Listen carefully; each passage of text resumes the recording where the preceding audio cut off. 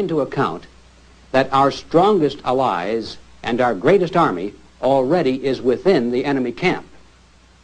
But these captive peoples behind the iron and bamboo curtains have learned the hard way that although American leaders talk a good line about world freedom, when the chips are down, they don't deliver the goods. You want to meet some bitter people?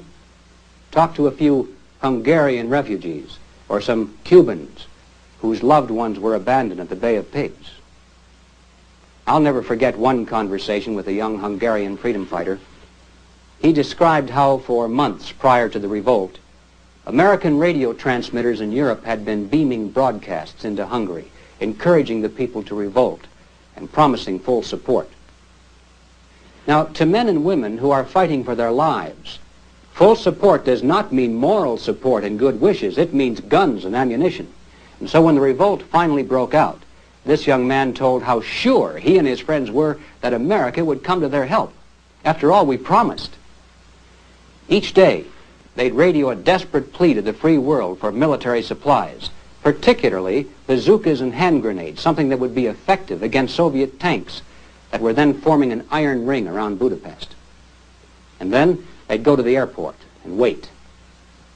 Finally, on about the fourth day, an American transport plane circled the field for landing. And when they looked up and saw that big, beautiful American star on the side of the plane, he said they began to cry like babies, because at last the Americans had come through.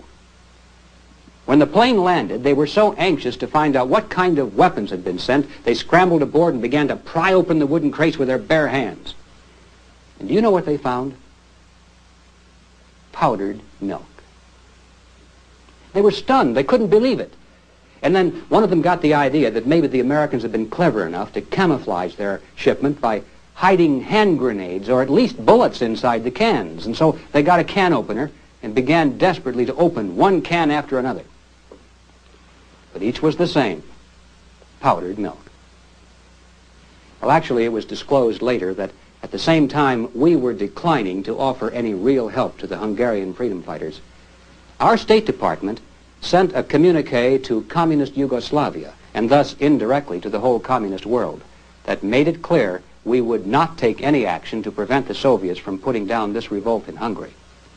The message read as follows: the United States looks with disfavor upon governments unfriendly to the Soviet Union on the borders of the Soviet Union. And since Hungary lies on the border of the Soviet Union, with that assurance of non-intervention from the United States, the fate of the freedom fighters of Hungary was sealed. But returning to the young refugee telling the story, after describing the scene at the airport, he looked at me and he said, "When we needed your help, you chose instead to be friends with the Soviets. My people will never trust the United States again, or at least as long as the American flag flies over your embassy in Budapest, as a reminder to us that your ambassador of goodwill continues to exchange cordial greetings with our hated masters.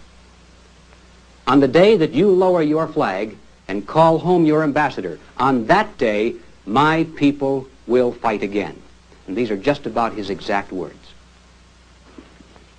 I've had reason to reflect on that statement many times since, and I've come to the conclusion that if the captive peoples behind the iron and bamboo curtains were ever given any reason to believe that we were really on their side, instead of seeking an accommodation with their masters, it's my conviction that they would take courage, rise up as one, and topple their communist regimes the same way they were imposed in the first place, from the inside, and we wouldn't have to fire a shot.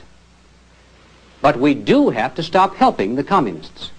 We do have to stop dignifying their leaders as legitimate representatives of the people. And we do have to stand firm for a change and declare openly in word and deed our uncompromising dedication to victory over communism everywhere in the world. Now, ladies and gentlemen, that probably would be an easy place for me to end. 3 cheers for victory. But it's not quite that simple. I'd be less than honest with you if I closed it at this point, because we still are missing one final but very important consideration. Even though it's true that the bomb is primarily a psychological weapon today, and even though the chances are microscopically small that the bomb would be used in either our victory or our defeat, nevertheless, we can't entirely rule out the possibility. No matter how remote, it still exists. So now what is our position?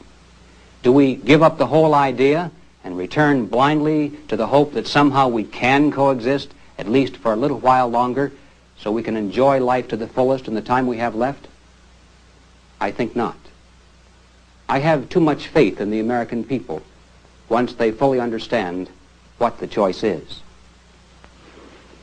Putting it very bluntly, ladies and gentlemen, if we are not willing to risk our lives, our beautiful cities, and all the material things which we value for those principles in which we believe, then how can we have the audacity to send our sons into a foreign battlefield and ask them to give their lives for those principles? Are their lives any less precious than ours?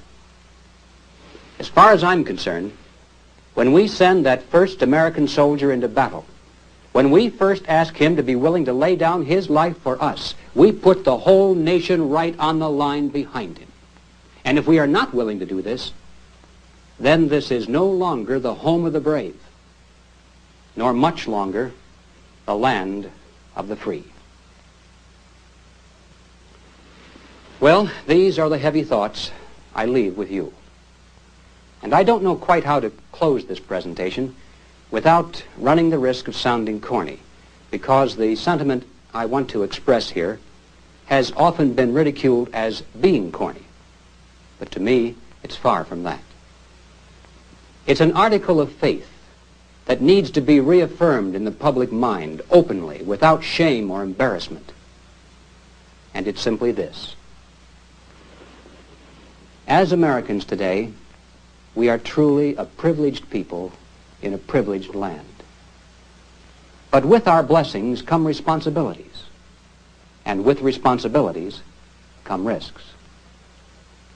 The challenge of our time is that we must accept both the responsibilities of our blessings and the risks involved in defending them for ourselves and for future generations. And we must do this without hesitation if we are to be worthy benefactors of that precious heritage of freedom passed on to us through the epic sacrifices of those who have gone before.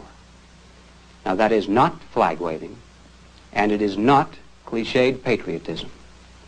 That's a simple statement of the obligations of citizenship in this glorious land, our land, which with God's help we shall preserve.